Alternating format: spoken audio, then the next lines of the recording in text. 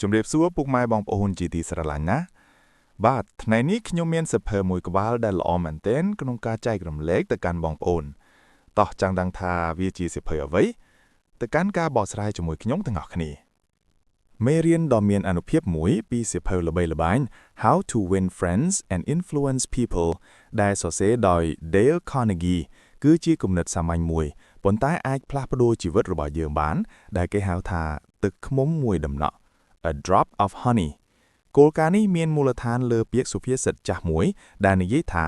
អ្នកអាចចាប់មូសឬសត្វរុយបានច្រើនជាងដោយប្រើត្រឹមតែមួយដំណក់ទឹកឃ្មុំជាងប្រើទឹកប្រមាត់មួយធំ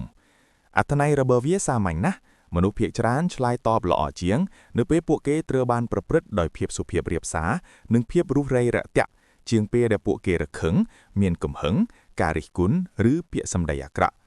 មនុស្សជាច្រើនគិតថាបើនរណាម្នាក់ធ្វើខុសវិធីល្អបំផុតក្នុងការកែតម្រូវគាត់គឺការចង្អុលបង្ហាញកំហុសរបស់គាត់ដោយត្រង់និងខ្លាំងប៉ុន្តែក្នុងជាក់ស្ដែងវិធីនោះភាគច្រើនមិនដំណើរការឡើយជំនួសឲ្យការជួយដោះស្រាយបញ្ហាវាធ្វើឲ្យមានការតវ៉ានិងចំនួនកើតឡើងវិញធម្មជាតិរបស់មនុស្សមានតួនាទីសំខាន់ណាស់ក្នុងបញ្ហានេះ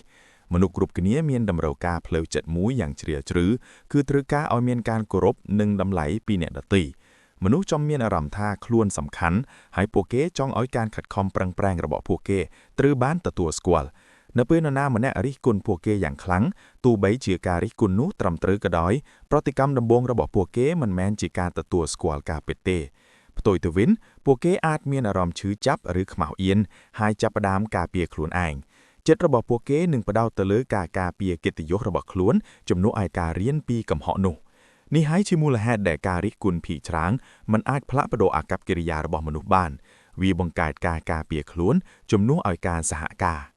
សូមស្រមៃមើលស្ថានភាពមួយនៅកន្លែងធ្វើការឬនៅសាលារៀនដែលនរណាម្នាក់ធ្វើកំហុសបើមាននរណាម្នាក់និយាយថាអ្នកធ្វើរឿងនេះខុសទាំងស្រុងហេតុអ្វីបានជាអ្នកមិនគិតឲ្យបានល្អជាងនេះអ្នកដែលស្ដាប់ពាក្យទាំងនោះនឹងមានអារម្មណ៍មិនស្រួលហើយប្រហែលជាខឹងផងដែរពួកគេអាចព្យាយាមពន្យល់ខ្លួនឯងឬផ្ទេរកំហុសទៅឲ្យអ្នកដទៃ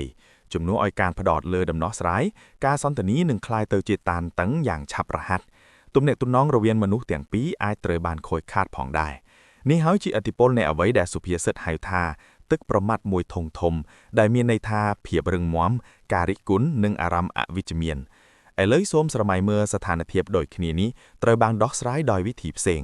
ជំនួសឲ្យការវាយប្រហារមនុស្សនោះអ្នកចូលទៅជិតគាត់ដោយការយល់ដឹងនិងការគោរពអ្នកអាននិយាយថាខ្ញុំឃើញថាអ្នកបានខិតខំប្រឹងប្រែងលើគម្រោងនេះប្រហែលជាយើងអាចពិនិត្យមើលវាជាមួយគ្នាហើយមើលទៅតើមានវិធីណាដែលអាចកែលម្អបានខ្លះទេ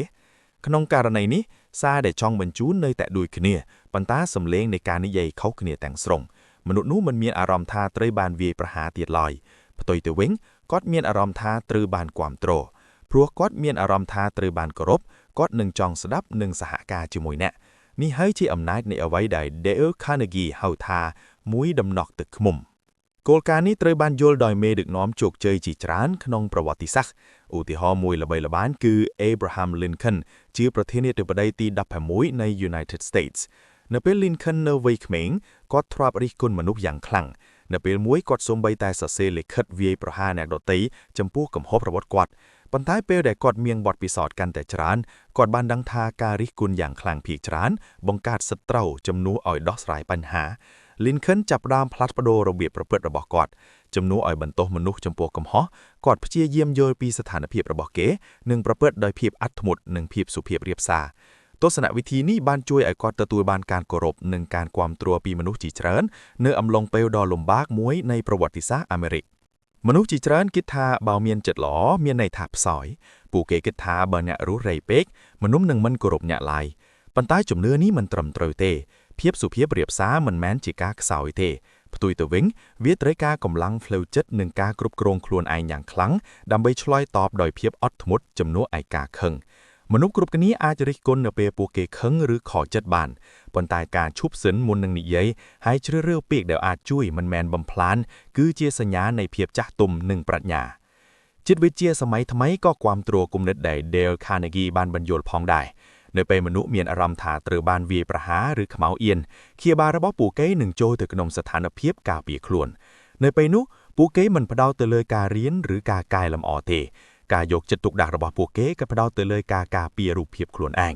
ប៉ុន្តែបើមនុស្សមានអារម្មណ៍ថាត្រូវបានគោរពនិងយល់ចិត្តពួកគេនឹងបើកចិត្តទទួលយកគំនិតថ្មីៗភាពសុភាពនិងការយល់ចិត្តបង្កើតបរិយាកាសដែលអនុញ្ញាតឲ្យការសន្ទនាកើតឡើងយ៉ាងពិតប្រាកដ